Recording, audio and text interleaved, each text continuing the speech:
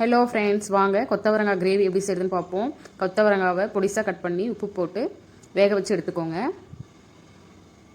ஒரு கடாயில் oil add பண்ணிவிட்டு கடுகு, கடலைப்பருப்பு, சீரகம் சேர்த்து பொரிஞ்சதும் ஆனியன் சேர்த்துக்கோங்க.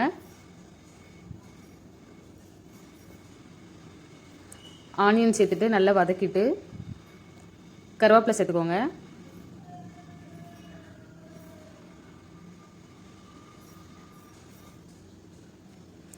இந்தளவுக்கு வதங்கினதும் டொமேட்டோ ஒன்று சேர்த்துக்கோங்க.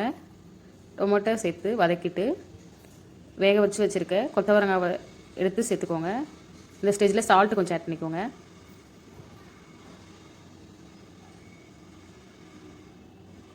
வதக்கிட்டு மஞ்சள் தூள், குழம்பு மிளகாய் தூள் சேர்த்து நல்லா வதக்கிக்கோங்க. வதக்கிட்டு சால்ட் பார்த்துட்டு நீங்கள் ஆட் பண்ணிக்கோங்க.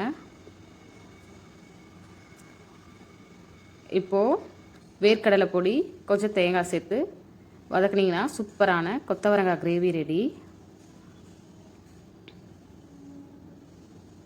லைட்டாக தண்ணி ஆட் பண்ணிக்கோங்க. லாஸ்ட்டாக மல்லி இலை தூவி இறக்கிடுங்க. தேங்க்ஸ் ஃபார் வாட்சிங்.